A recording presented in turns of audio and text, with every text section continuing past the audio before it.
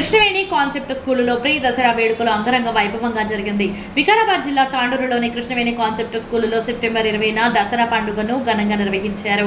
Principal మరియు managing director Prashant, director Satish ముఖ్య అతిథులుగా పాల్గొన్నారు. దుర్గామాత పూజతో ప్రారంభమైన కార్యక్రమంలో వందే మాతరం గీతం దేశభక్తి ఉత్సాహాన్ని నింపింది.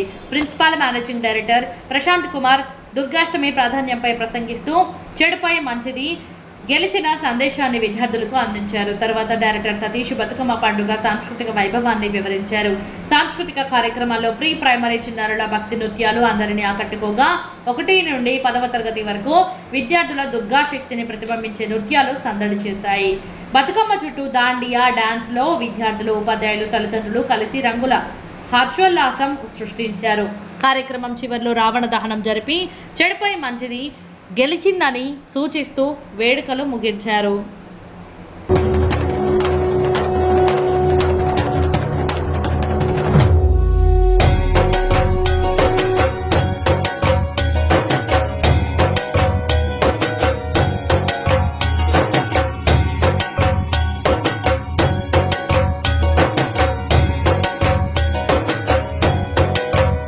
ఫ్రీ దసరా వేడుకలకు విచ్చేసినటువంటి డైరెక్టర్ సార్ గారికి, అదేవిధంగా ఉన్నటువంటి ఉపాధ్యాయులకు, పేరెంట్స్కి, విద్యార్థులకు అందరికీ కూడా శుభాకాంక్షలు తెలుపుతూ, మన హిందూ సంస్కృతిలో అనేక సంప్రదాయాలు మరియు పండుగలు ఉన్నాయి.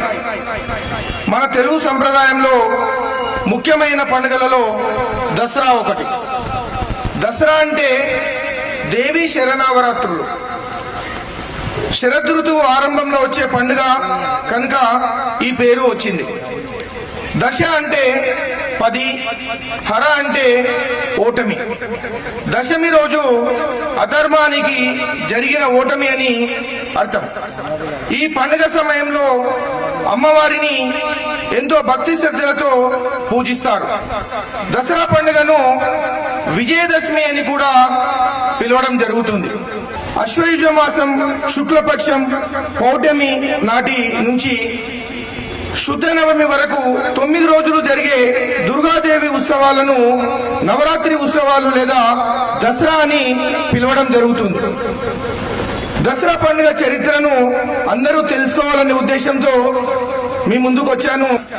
దసరా పండుగ ఒక ప్రాముఖ్యమైన చరిత్ర ఉంది. ఆ చరిత్ర యొక్క మొదటి కథ మహిషాసుర మర్దన. పూర్వం మహిషాసురుడు అనే రాక్షసుడు ఉండేవాడు. అతనిలో ముల్లోకాలను జయించాలనే దుర్బుద్ధి ఉండేది.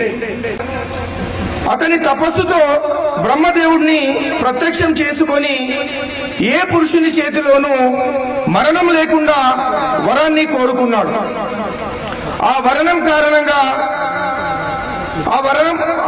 కారణంగా దేవతలను, ప్రజలను హింసించగా అందరూ దేవతలు, త్రిమూర్తులు ఒక స్త్రీ రూపాన్ని సృష్టించారు. ఆ రూపమే దుర్గామాతగా అవతరించింది. దుర్గాదేవి మహిషాసురుడితో 9 రోజులు యుద్ధం చేసి అతన్ని వధించడం జరిగింది. అందుకే ఈ పండుగను 9 రోజులు జరుపుకోవడం జరుగుతుంది. 10వ రోజున విజయదశమిని జరుపుకుంటాం. రామరావణ మధ్య జరిగిన యుద్ధంలో రాముడు రావణుని వధ చేసి విజయం జయించినందువల్ల ఈ పండుగను విజయదశమి అని కూడా అంటారు. ఈ చరిత్ర యొక్క 2వ కథ రావణ సంహారం. దసరా పండుగ విశిష్టత ఎంతో భక్తి శ్రద్ధలతో అమ్మవారిని కొలవడం జరుగుతుంది. తెలంగాణలో ఈ నవరాత్రులలో స్త్రీలు తీరొక్క పువ్వులతో బతుకమ్మని పేరుస్తారు. హిందువులు ఎంతో ఆనందంగా ఈ పండుగని జరుపుకోవడం జరుగుతుంది. అందరూ నూతన వస్త్రాలు కూడా ధరిస్తారు. దసరా రోజు సాయంకాలం అందరూ జమ్మి చెట్టుని పూజించడం జరుగుతుంది. ఎందుకంటే పాండవులు వనవాసం వెళ్తూ జమ్మి చెట్టుపై తమ ఆయుధాలను తిరిగి తీసిన రోజు. ఆ బతుకమ్మను గౌరమ్మ అని కూడా కొలుస్తారు. బతుకమ్మ సంబరాలు అమావాస్యతో ప్రారంభమై సద్దుల బతుకమ్మతో ముగించడం జరుగుతుంది. తెలంగాణలో స్త్రీలు ఎంతో ఆనందంగా ఈ పండుగని జరుపుకుంటారు. దసరా రోజున పాలపిట్టని చూడడం కూడా శుభంగా భావిస్తారు. మన పాఠశాలలో ఫ్రీ దసరా వేడుకలను ఎందుకు జరుపుకుంటున్నామంటే సాంప్రదాయ పరిచయం, భావి భారత పౌరులైన మీ విద్యార్థులు మన దేశపు సంస్కృతి ఆచారాలు తెలుసుకుంటారనే ఉద్దేశంతో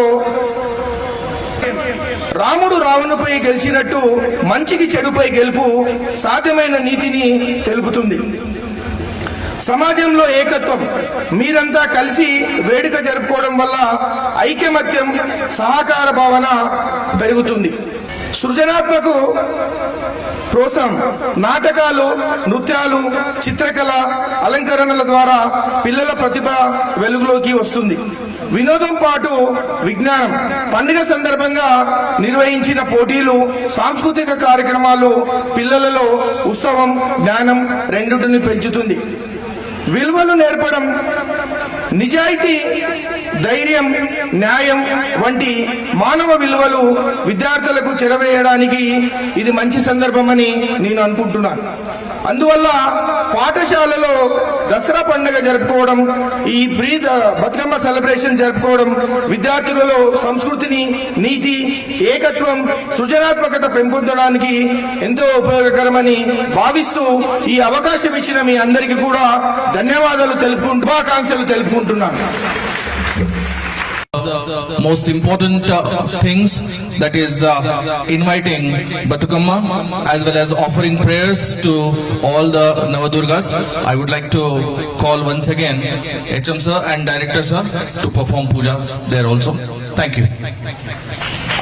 మన ప్రధానాచార్యులు ప్రతి విషయాన్ని దసరా పండగ ఆనందోత్సవాలను ముందుగానే ప్రతి విషయాన్ని వివరించడం జరిగింది. అసలు బతుకమ్మ పండుగ జరపడానికి ఒక చిన్న కథ. బతుకమ్మ ఎవరు, బతుకమ్మ కథను గురించి ఒకసారి మనం మాట్లాడుకుందాం. భట్టు నరసింహ అనే రాజు. ఎవరు? భట్టు నరసింహ. భట్టు నరసింహ సత్యవతి ఈ చోళ రాజ్యాన్ని పరిపాలిస్తున్నారు. ఈ చోళ రాజ్యం పరిపాలిస్తున్న కాలంలో పూట ఆ సమయంలో బంధువులు, వారికి దగ్గరున్న వాళ్ళందరూ కూడా కోల్పోయారు. కోల్పోయిన తర్వాత చాలా చిన్నగా ముగిస్తాను ఈ బతుకమ్మ కథ. కోల్పోయిన తర్వాత వాళ్ళు ఏమైపోతుందంటే రాజ్యం వదిలి అడవులకు వెళ్ళిపోతారు. వీళ్ళు రాజ్యంలో ఏముండదు, ఇంకా బంధువులు వెళ్ళిపోతారు. అందరినీ కోల్పోయి అడవులకు వెళ్ళిపోయిన తర్వాత వీళ్ళు దీర్ఘ ఆలోచనలో పడిపోతారు. ఇద్దరు, సత్యవతి తర్వాత ఎవరు? భట్టు నరసింహ. దీర్ఘ ఆలోచనలో పడిపోయిన తర్వాత వాళ్ళు శ్రీ మహాలక్ష్మిని వేడుకుంటారు. ఆయన తపస్సులోనికి వెళ్ళిపోతారు. భట్టు నరసింహ తపస్సులోనికి వెళ్ళిపోయిన తర్వాత ఆ తపస్సంపన్నం శ్రీ మహాలక్ష్మి సాక్షాత్కరిస్తుంది. ఆ సాక్షాత్కరిస్తున్నప్పుడు ఆయన కోరుకునే వరం ఏమిటో అడగమంటుంది. అడుగుతాడు. ఏం లేదు, మా సత్యవతి చంతన నువ్వు మళ్ళీ జన్మిస్తే మళ్ళీ రాజ్యం సుభిక్షంగా ముందుకు తీసుకెళ్తాం అని అన్నది. అన్న తర్వాత సత్యవతి జన్మిస్తుంది. మహాలక్ష్మి. ఎవరు? మహాలక్ష్మిగా జన్మించమని కోరిన తర్వాత మహాలక్ష్మి జన్మిస్తుంది. ఆ జన్మించిన తర్వాత ఋషులు, తపశ్శాలులు, తపశ్శక్తివంతమైన వాళ్ళందరూ కూడా ఆమె ఆరోగ్యాలతో బ్రతుకు జీవనం ముందుకు సాగాలి అని దీవెనలిస్తూ ఋషులు, మునులు అందరూ ఆరోగ్యాలతో బతుకమ్మ అని చెప్పడం చేత ఆ విధంగా బతుకమ్మ ముందుకు సాగుతూ ఆమె పెద్ద అయిన తర్వాత మహావిష్ణు చక్రాంక రాజుగా ఉండి అప్పుడు ఆ బతుకమ్మ మహావిష్ణువు చక్రాంకరాజుకు వివాహం జరిగి ఇలా బతుకమ్మ ముందుకు సాగుతుంది. అదే బతుకమ్మ నేటి బతుకమ్మ గురించి తెలుసుకుంటున్నాం. బంగారు బతుకమ్మ బతుకమ్మ బతుకమ్మ. ఈ బతుకమ్మ పండగను గౌరీ బతుకమ్మ, బుడ్డమ్మ బతుకమ్మ, ఇలా పలు రకాలుగా ఈ బతుకమ్మను బతుకమ్మ బతుకమ్మ బతుకమ్మ ఉయ్యాలో, బతుకమ్మ బతుకమ్మ ఉయ్యాలో అనే పాటలు ఎన్నో ఇప్పుడు చూస్తూనే ఉంటాం. ఈ ఆనంద విహారానికి మనం వెళ్తాం. అందరు కూడా సంబరాలు జరుపుకోవడానికి సిద్ధంగా ఉండండి. ఇంతటితో ముగిస్తున్నాం.